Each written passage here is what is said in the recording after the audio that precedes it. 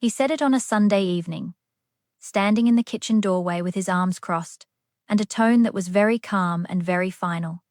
The way people sound when they have decided something, and are only now getting around to telling you. Your family is your problem, Olivia, not mine. I've said this before. The grocery list I had been writing was still on the counter in front of me. Milk, bread, butter. The pen still in my hand. I set it down without finishing the sentence I had started.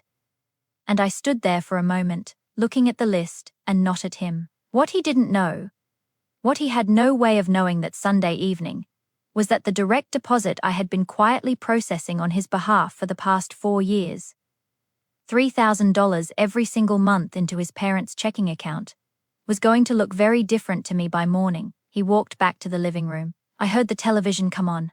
I picked the pen back up, finished the grocery list.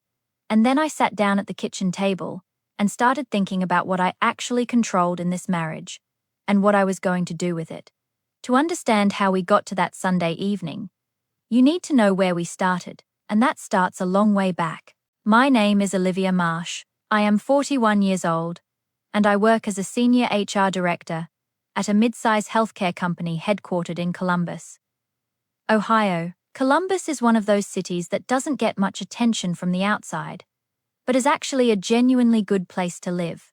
Not too large, not too quiet, with real neighborhoods that have real character. We lived in German Village, one of the older parts of the city, where the streets are brick and the houses are 19th century brick row houses with small walled gardens in the back and window boxes that the neighbors take seriously in summer. Our house was narrow and deep, with a kitchen that opened onto a little courtyard where I grew tomatoes and basil every year, and where we ate dinner outside whenever the weather allowed. I had loved that house from the day we moved into it. It felt like a place worth building something in.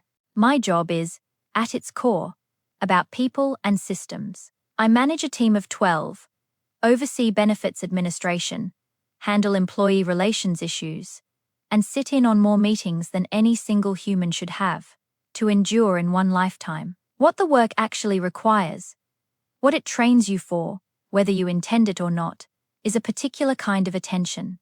You learn to notice what people say and what they don't say. You learn to read the gap between someone's official position and their actual one. You learn to keep careful records, because in HR, if it isn't documented, it didn't happen. And if it did happen without documentation, you are the one who has a problem. That particular skill set turned out to be relevant in ways I did not anticipate when I married Daniel Marsh 6 years ago. Daniel and I met through mutual friends at a backyard dinner. The relaxed kind, mismatched chairs, and too much wine, and a playlist. Nobody was managing that kept cycling through the same 3 songs. He was funny in a dry, quiet way that I found immediately appealing. He was attentive. He asked questions, and actually listened to the answers, which is rarer than it should be. We dated for a 1.5 years and got engaged. And in the early years of our marriage, I would have described us as genuinely happy. His parents, Richard and Elaine, lived in a suburb of Columbus about 20 minutes from us. They were pleasant people, warm with me in the early years, interested in our lives in a way that felt genuine rather than intrusive. Richard had retired early from a mid-level management career, and Elaine had not worked outside the home since their children were small. They were comfortable, but not wealthy. And when Daniel mentioned, about a year into our marriage, that he had been sending them a small amount each month to help with expenses, I thought nothing of it. It seemed like a kind thing to do. The amount, he said, was $800 a month. I did not ask to see the bank records. We kept mostly separate finances, with a joint account for household expenses. And I trusted what he told me. That is the honest version of it. I trusted what he told me, and I did not look. The first time something felt slightly off was about 2 years into the marriage, when I happened to glance at the joint account statement and noticed a recurring outflow I didn't recognize. Not 800, closer to 1,200. To an account I didn't know. I mentioned it to Daniel, and he explained it easily. His parents had had some unexpected dental expenses. He'd bumped it up temporarily. He'd meant to mention it. He said it so naturally that I accepted it and moved on. On the kitchen counter, next to the coffee maker, I kept a small spiral-bound notebook where I wrote grocery lists and appointment reminders and things I needed to remember. Nothing important. Just the ordinary running notes of a household. I had gone through probably 30 of those notebooks over the years, replacing them when they filled up. There was something about writing things by hand that helped me organize my thinking. Always had. I wrote Daniel's explanation in that notebook, the date, the amount, the reason he gave. I did not plan to do anything with it. I just wrote it down. The way I always wrote things down. The Sunday that changed everything started ordinarily enough. I had spent the afternoon gardening in the courtyard, pulling the last of the summer tomatoes, cutting back the basil that had gone leggy, turning the soil in the raised bed I was planning to replant in spring. Daniel had been inside most of the day, watching sports, in a mood that was not bad exactly, but was the particular mood he sometimes got, that was dense and turned slightly inward. I had learned not to push those moods. I had learned a lot of things about what to push and what to leave alone. My mother had called that afternoon. She was managing fine. She always said she was managing fine, but I could hear the particular tightness in her voice that meant she had been worrying about money again. She was 72 and lived alone since my father died 4 years ago, and the inflation of the last few years had made her fixed income feel less fixed than it used to. I had been helping her with expenses for 3 years, a few $100s a month. Nothing that was difficult for us to manage. Daniel knew about it. He had never objected exactly, but he had also never not objected in a way that felt fully comfortable. After I got off the phone with her, I came inside to start dinner and found myself making the grocery list at the kitchen counter. That's when Daniel appeared in the doorway. "Your family is your problem, Olivia, not mine. I've said this before." His voice was even, not angry. Something more closed than angry. Like a door that had been quietly locking for a while and had now clicked fully shut. I set the pen down, looked at the grocery list. Milk, bread, butter. I asked him, very calmly, what had brought this on. He said he was tired of feeling like our money was going in directions he hadn't agreed to. I pointed out, also calmly, that we had discussed my mother's situation, and he had not objected. He said there was a difference between not objecting and agreeing, and he felt that line had been crossed repeatedly with my family. I did not say what I was thinking. What I was thinking was that the joint account I had been managing for 6 years showed a recurring transfer I had never fully looked at, and that Daniel had just used the word "our money" in a sentence about supporting my family, which was interesting given what I was suddenly remembering about that account. I said, "Okay, I hear you," he nodded. Went back to the living room. The television came on. I stood at the counter for a long time. Then I opened my laptop at the kitchen table, logged into our joint bank account, and pulled up the full transfer history going back 3 years. The number on the screen was not $800. It was not $1,200. The monthly transfer to Richard and Elaine Marsh's account had been $3,000 for the past 26 months, with no discussion, no agreement, and no mention to me of any kind. I closed the laptop. I picked up the small spiral notebook from the counter. I found the page where I had written down the date and the amount Daniel had told me 2 years ago. I looked at it for a moment. Then I opened the notebook to a fresh page and started writing. That night, after Daniel went to bed, I sat at the kitchen table with my laptop and the spiral notebook and a cup of tea that went completely cold before I remembered it was there. I want to explain what those next 9 days actually felt like, because it wasn't what you might picture. There was no single dramatic moment of rage or grief. What there was, from the very first evening, was the texture I knew from professional work. That particular focused quality that comes when you find a discrepancy in a record, and you understand immediately that the discrepancy is not a mistake, that the record has been telling you something for a while and you are only now reading it. I started where any HR professional starts, with documentation. The joint checking account showed 3 years of history. I went through it systematically, month by month, categorizing every outflow. I built a simple spreadsheet. Nothing fancy, just dates, amounts, recipient account numbers, and the description fields that auto-populated from the bank's records. What emerged was not complicated. It was, in fact, very clear. For the first 14 months of the transfer history, the amount to Richard and Elaine's account was $800 per month. Then, for 4 months, it fluctuated between 900 and 1200. The period Daniel had explained as temporary dental expenses. Then, 26 months ago, it jumped to $3,000 per month and stayed there. Exactly. On the 14th of every month without exception, $94,000. Total over 3 years. I wrote that number at the top of a fresh page in the notebook and underlined it twice. The thing that matters about that number is not its size. Though the size matters. What matters is that Daniel had described this arrangement to me as modest help. $800. A small amount just helping his parents cover expenses. And had never, not once, mentioned that it had grown to $36,000 a year. That is not an oversight. That is a decision. A sustained, repeated, active decision to not tell me. I spent the second evening pulling together everything I could find related to our household finances. Not just the joint account, but the credit card statements. The tax returns we had filed jointly for 5 years. Any financial documentation that named us both. In my professional life, I had managed benefits packages worth millions of dollars, and I had caught discrepancies in records that had been deliberately obscured by people who knew what they were doing. Daniel was not particularly sophisticated about this. The pattern was right there. In plain numbers, completely legible once you were looking. The credit card statements showed something else. Over the same 26-month period, there were charges I recognized individually. Home repairs for Richard and Elaine's house. According to receipts Daniel had once mentioned in passing. A new appliance. A car repair. 3 charges to a medical billing company that I had never asked about. Each one, in isolation, had a plausible explanation, arranged chronologically in a spreadsheet.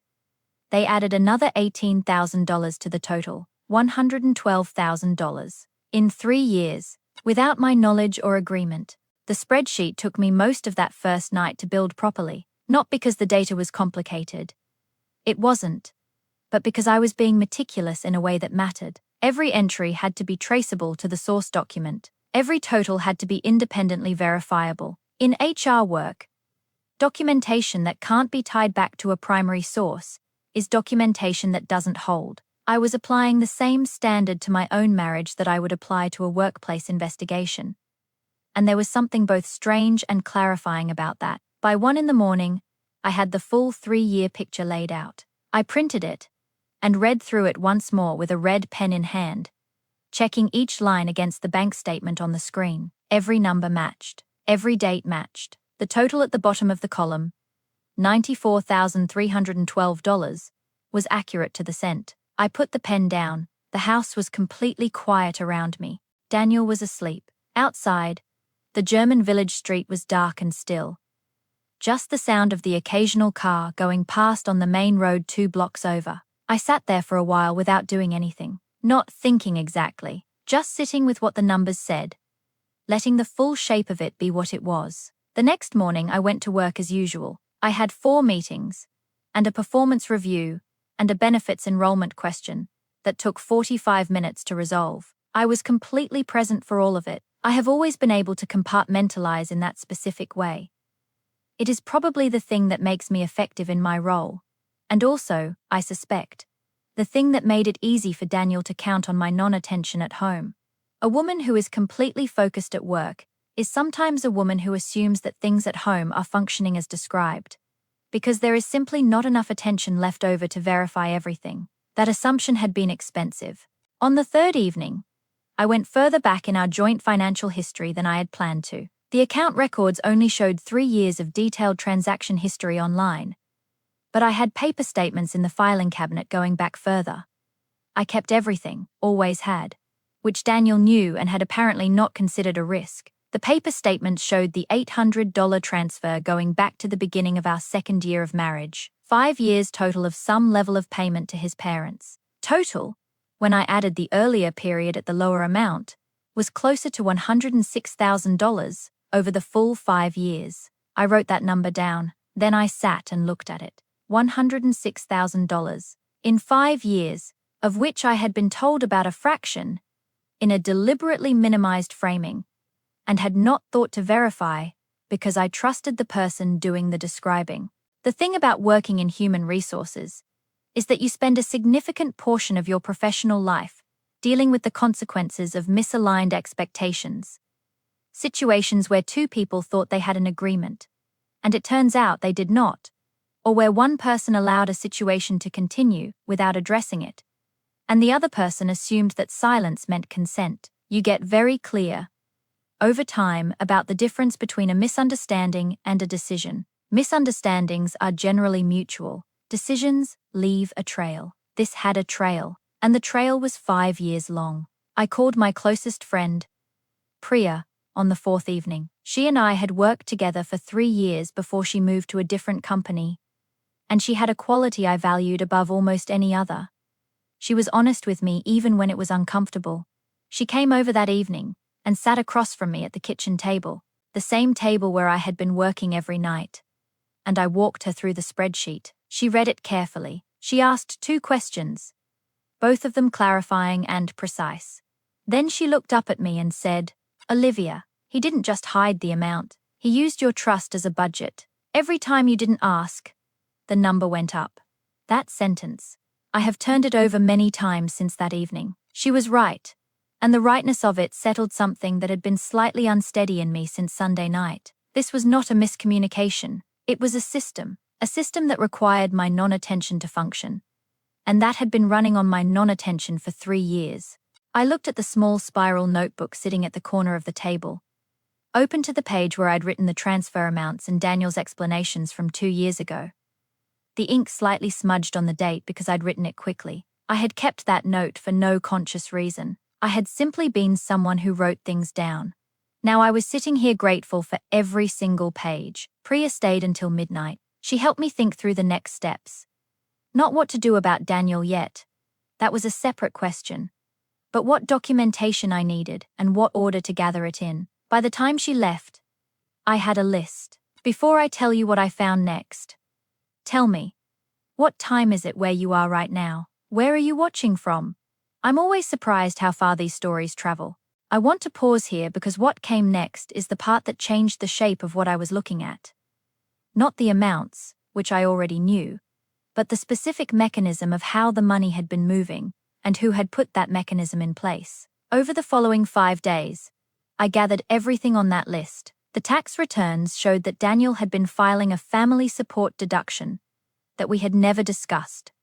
Not large enough to be the full amount, just enough to be worth noting, and categorized in a way that I would not have questioned if I had seen it without context. I had not seen it at all. He handled the tax preparation, and I signed where he told me to sign. That was how we had always done it. And I was looking at what that habit had cost me. I contacted a forensic accountant I knew professionally, a woman named Ruth, who consulted for several companies in our industry, and whom I trusted completely. I sent her the spreadsheet and the relevant statements, and asked for her professional read on what she was seeing. She called me back within 48 hours. Her read matched mine: deliberate non-disclosure of a material financial arrangement, sustained over multiple years. "This is not a man who forgot to mention something," she said. "This is a man who calculated what you were unlikely to check." Ruth's written assessment arrived by email on the 7th evening. 2 pages. Single-spaced. In the careful language of someone who had been providing professional opinions for a long time, and knew exactly how to make them precise without overreaching. She characterized what she had reviewed as a sustained pattern of financial non-disclosure within a jointly held marital estate, noted the escalating amounts as consistent with behavior that tests established limits incrementally, and observed that the tax filing categorization represented an additional layer of decision making that would warrant separate review. I read it twice, printed it, and added it to the folder. There was one line in Ruth's assessment that I kept returning to. "The pattern is consistent with someone who understood the difference between what was being described and what was actually occurring, and who made active choices to maintain that gap." That was the sentence. That was the thing I had been circling around for a week without quite landing on in those specific words. The gap between what was described and what was actually occurring. Daniel had not made an error. He had not gotten confused about the numbers. He had looked at the $800 he had described to me, and the $3,000 he was actually transferring. And he had made an active choice repeatedly, every month to maintain the distance between those two numbers. That required work. That required memory and consistency, and the daily small effort of not mentioning something. Over 5 years, that adds up to a significant quantity of deliberate not mentioning. And underneath that deliberate not mentioning was a calculation that I would not look, or that if I looked, he could explain it away again. The way he had explained the $1,200 month. He had explained that month so easily. That was the part I kept returning to as I sat at the kitchen table on the 7th evening. How easily it had come. The dental expenses, the temporary bump, he'd meant to mention it. I had accepted all of that without a second thought. Not because I was naive, but because trust is the absence of the need to verify. And once you remove the trust, what remains is a 5-year record of someone being very good at sounding like they're telling you the truth. I printed everything, organized it by category, in labeled folders, account records, credit card statements, tax documentation, Ruth's written assessment, everything dated, everything sequential, everything referenced to the source document it came from. On the 9th evening, I sat at the kitchen table and looked at what I had built. 4 folders, completely organized. A spreadsheet showing every dollar, every date, every recipient. A professional assessment that characterized the arrangement in plain, specific language. I also had something else. I had the direct deposit setup that Daniel had established years ago. The one that processed automatically on the 14th of every month from our joint account to his parents' account. I had established this direct deposit myself, at Daniel's request, because I had access to the payroll and banking software at the time we set it up. And my name was on the administrative authorization. My name was on the authorization, which meant that canceling it was entirely within my authority. No confrontation required, no permission needed. Just a login and a few keystrokes. I did not do it that night. I was not ready to move yet, but I sat with the knowledge of it. And it felt, for the first time since Sunday, like solid ground under me. I closed the folders, set them in the cabinet in my home office, turned off the kitchen light. The spiral notebook was still on the table, and I picked it up on my way to the office and put it in the drawer with the folders, the whole record in one place, complete. The following Monday morning, I called an employment and family finance attorney named James Whitfield, whose name I had from a professional referral I had filed away 2 years earlier and never used. His office was in a building near downtown Columbus, clean and unpretentious. The kind of office that communicated competence without requiring you to be impressed by it. He was a careful, direct man in his late 50s, who asked precise questions and did not fill silences unnecessarily. I put the folders on his desk and gave him 20 minutes to read through them before I said anything. James had been thorough and methodical throughout our meeting, and I appreciated both qualities equally. He was not someone who manufactured urgency. He told me what I needed to know, in the order I needed to know it, and then waited while I thought through it. When I asked about the timeline, he said the formal process would take several months at minimum, and that the most important thing right now was not moving prematurely in a way that complicated what came next. I asked him specifically about the direct deposit authorization, whether canceling it, given that my name was on the administrative setup, constituted any kind of actionable step that could complicate the proceedings. He looked at the documentation carefully. Then he said, "You established the payment. You have administrative access. As a joint account holder, canceling a payment to a third party is within your rights. The question is whether you want to do that before or after the formal notification to Daniel." I told him I had already decided. Before, 30 days after the Sunday evening that had started all of this, I intended to cancel the transfer. And then I would put everything on the table. He nodded. Then he said something I wrote down in the car. Documentation is not about proving a point. It is about making sure the truth has a record that no one can later dispute. That was exactly right. That was exactly what the previous 9 days had been. The drive home through German Village that afternoon was quiet. The brick streets were wet from the morning rain. I let myself into the house, put the folder on the desk in the home office, and stood for a moment in the doorway. The spiral notebook was still on the kitchen counter where I always kept it, open to the middle, a grocery list half, finished on the current page. I walked past it to put the kettle on. I did not pick it up. What it contained was already in the folder, organized and printed and ready. The notebook had done its job. When he looked up, he said, "You have a clear record of financial non-disclosure in a joint marital estate. That's material. The tax filing issue adds a layer. You'll want a tax attorney to look at that separately, but it strengthens the overall picture." I asked him what my options were.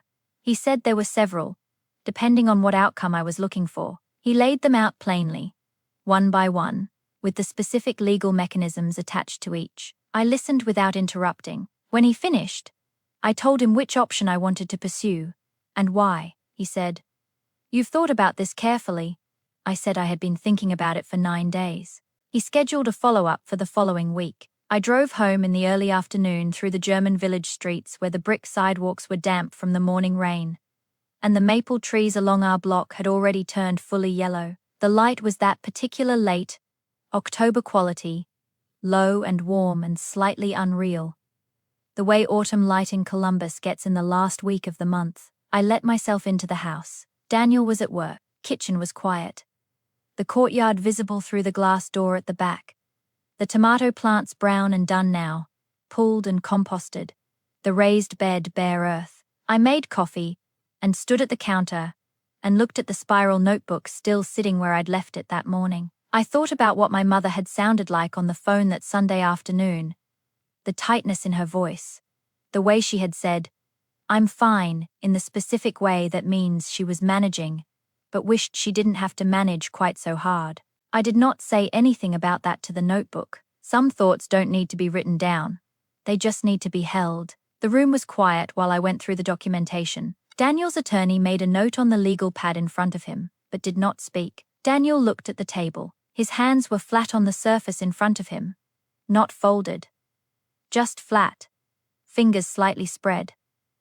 The way you place your hands when you are working to stay still. His attorney attempted, twice, to reframe the situation. First, as a miscommunication about financial arrangements in a long-term marriage, then as a proportionality argument, noting that I also contributed financially to my own mother. James addressed both points precisely and briefly. The proportionality argument collapsed against the actual numbers. My contributions to my mother were known, agreed upon, and a fraction of the amount in question. Daniel's were none of those things. Plain fact of a documented 5-year non-disclosure in a joint marital estate does not require much argument. What it requires is that the documents be present and correctly read. James had made sure they were. Daniel said, very quietly. At one point, "Olivia, my parents genuinely needed the help. I know I should have." "I know," he stopped. That was the sentence. He could not find a version of the end of it that worked. I said, "I know." 3 syllables. Because the record had already said the rest, and I did not need to add to it. What I had needed was for it to be seen by everyone in the room, and it had been. I told Daniel on a Thursday evening. 30 days after the Sunday he had said what he said. 30 days. Not because I was counting dramatically, because that was how long it took to gather the documentation, meet with James Whitfield twice, and be fully prepared for whatever the conversation was going to produce. I had made dinner, a real dinner. The kind that takes effort, roasted chicken and the good bread from the bakery 2 streets over, and a salad from the last of the garden herbs. We ate and talked about ordinary things, and he did not seem to notice anything different, which told me something about how practiced he was at this particular kind of surface normalcy. After dinner, I put the folders on the kitchen table. He looked at them, then at me. I said, "I want to talk about the bank account." I walked him through it without raising my voice. The amounts, the timeline, total, the tax filing, Ruth's assessment, James Whitfield's name and the appointment I had already scheduled for the following week. I did not editorialize. I simply presented the record. In order, the way I would present findings to a department head at work. Daniel's face, as I went through it, did a thing I had not seen before. It stayed very still in a way that wasn't calm. The stillness of someone absorbing something and making rapid calculations behind it. His jaw shifted once. That was the full extent of what showed. When I finished, he said, "Olivia, my parents needed the help. You know how tight things have been for them. I didn't think you'd..." I mean, I knew you'd be upset if I told you. So, I said. I know. 2 words. Because the record had already said everything that needed to be said. And anything I added to it would only be for my own benefit. Not for the truth. Then I told him the direct deposit had been cancelled. As of that morning. $3,000 a month. Stopped. Effective immediately.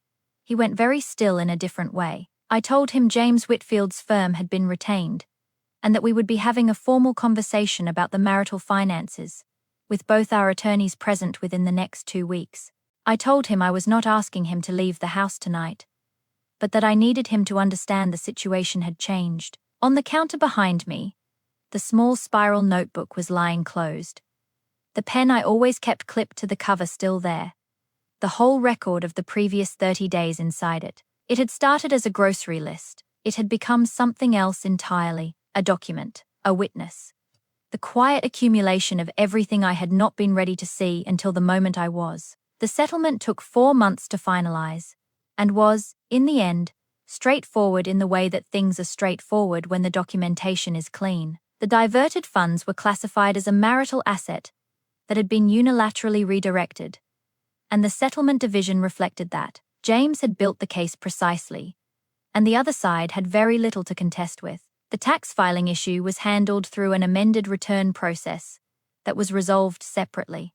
I kept the house. That had been the thing I most wanted, and I had been honest with James about that from the beginning. What I had built in those rooms, and in that courtyard over 6 years, was mine in a way that had nothing to do with Daniel, and everything to do with the specific life I had made there. And I was not willing to let that go. The settlement made it possible to keep it without overextending myself financially, which was the thing I had needed the numbers to work out to. And they did. Daniel moved into an apartment north of the city. We had a handful of necessary conversations over those 4 months. About logistics, about paperwork, about the few practical things that required both of us. All of them handled through attorneys, or in brief professional exchanges. I was not unkind. I was also not warm. I was the version of myself that shows up to hard situations at work. Present, clear, not asking for more from the interaction than it was going to give. Priya came over the weekend after the divorce finalized. She brought more food than 2 people could eat, which is just how she is. And we sat in the kitchen with the back door open for 5 hours and talked about almost nothing important, which was exactly what I needed. At some point, she said, "He thought he knew you well enough to predict you wouldn't look." I thought about that for a while. Then I said, "He knew me well enough to know how I usually was. He just didn't account for what would happen when someone used the wrong words on the wrong Sunday." She laughed. I laughed too. Finally, it had taken a while to get there, but it was a real laugh. That was something. The formal financial review took place 3 weeks later in James Whitfield's conference room. A long table, 4 chairs, Daniel with his attorney, and me with James. The outcome was not quick, but it was thorough. The non-disclosure of a material financial arrangement in a joint marital estate is taken seriously in Ohio, and James had framed the documentation carefully. The total amount, $112,000 over 3 years, was treated as a marital asset that had been unilaterally diverted without disclosure or consent. The tax filing issue was referred to a specialist and resulted in a separate amended filing process. Daniel did not contest the findings. His attorney made several attempts to reframe the payments as a form of mutual family support, pointing to my contributions to my own mother. But the comparison did not hold up under the actual numbers, and it did not hold up under the documented non-disclosure. My contributions to my mother were known, discussed, and a fraction of the amount. His were none of those things. The divorce was finalized 4 months later. The division of marital assets accounted for the diverted funds. I kept the house in German Village, something that mattered to me more than I had expected it to, until I was standing in the kitchen on the morning the paperwork was final, and understood that what I was keeping was not just a house, but the particular life I had built inside it. Richard and Elaine Marsh reached out to me through a mutual acquaintance about 6 weeks after the separation. The message was polite and slightly strained. They said they were sorry. Things had happened the way they had happened, that they had not known the full picture of how the arrangement had been managed. I believed them. Actually, I do not think they knew what Daniel had and hadn't told me. They were recipients, not architects. I did not respond in a way that was warm or cold. I sent a brief note saying I appreciated them reaching out, and that I wished them well. That was true. I was not carrying anything toward them. They were older people who had accepted money from their son, because he had offered it. And whatever calculation Daniel had made about what he told me was his calculation, not theirs. Priya came over the weekend, after the divorce was final. She brought food. A lot of it, the way she always does. More than 2 people could eat. And we sat in the kitchen with the back door open to the courtyard, and talked about everything except most of what had happened, which was exactly what I needed. She had said the true thing at the kitchen table 9 months earlier, the one I couldn't unhear, and now she just showed up with food and stayed for 5 hours. And that was its own kind of true thing. My mother called that evening. I told her things had settled. She was quiet for a moment, and then she said, "Are you really all right?" I told her yes. That was true too. In all the ways that matter, I was all right. Some of the ways were complicated, but the center of it was solid. I repainted the kitchen that month, a warm off white that I had always wanted, and that Daniel had always thought was too bright. It was exactly right. Every morning I came downstairs and saw those walls and thought, yes, this is mine. This is just mine now. And it is exactly right. My mother called on a Sunday morning in August, 9 months after the Sunday that had started everything. Her voice was different than it had been the previous autumn. Lighter, less careful. She had sorted out a supplemental benefit she had not known she was entitled to, and the paperwork was finally resolved. I had helped her with that paperwork on a Saturday in the spring, sitting at her kitchen table with the forms spread out, and a pot of tea going between us. She hadn't needed to know the details of what had happened in my marriage. "You sound better," she said that August morning. I told her I was. That was true in the specific way that things become true after enough time. Not dramatically, not all at once, just steadily and completely. The way a garden comes back in spring after a hard winter, not identical to what it was before, just fully itself again, in its own new shape. 10 months later, on a Saturday morning in September, I was in the courtyard before 8 o'clock, planting the last of the fall bulbs before the ground got too cold. Courtyard in September was not the courtyard of the summer before. The tomato beds had been redesigned. I had put in a small herb spiral, something I'd wanted to do for years, with rosemary at the top and thyme and oregano stepping down in tiers. The basil was still there, a different variety this year, and there were marigolds along the south-facing wall that had been stunning all summer, and were only now beginning to wind down. Inside, on the kitchen counter, the spiral notebook I had bought to replace the one that had become a legal document sat next to the coffee maker. New, half full, the same mundane running record of grocery lists and appointment times and things I needed to remember. I had bought it without thinking about it. The same brand from the same shelf at the same store. The ordinariness of that had struck me. One morning a few months back, how quickly ordinary things become ordinary again. Priya texted while I was outside. She was coming through Columbus the following weekend, and wanted to know if I had plans. I typed back, "Come for dinner." She sent a thumbs up. And then, a moment later, a photo of a cookbook she'd just bought. I sent back a laughing face, and put the phone in my pocket and went back to the bulbs. The light in the courtyard in September is different from any other month. Lower angle, less insistent. The kind of light that makes everything look slightly more considered. I had always loved this time of year in this garden. That had not changed. A lot had not changed, actually. That was the thing I kept returning to. Not with grief, but with something quieter. Not everything breaks when something breaks. Most of the ordinary things just continue. And you find yourself one morning up to your elbows in soil, planting bulbs for a spring you are completely certain you are going to enjoy. The old spiral notebook was in the filing cabinet in my home office, in the folder labeled simply with the year. It had started as a grocery list. It had become a record. Now, it was just an artifact of a year I had moved through.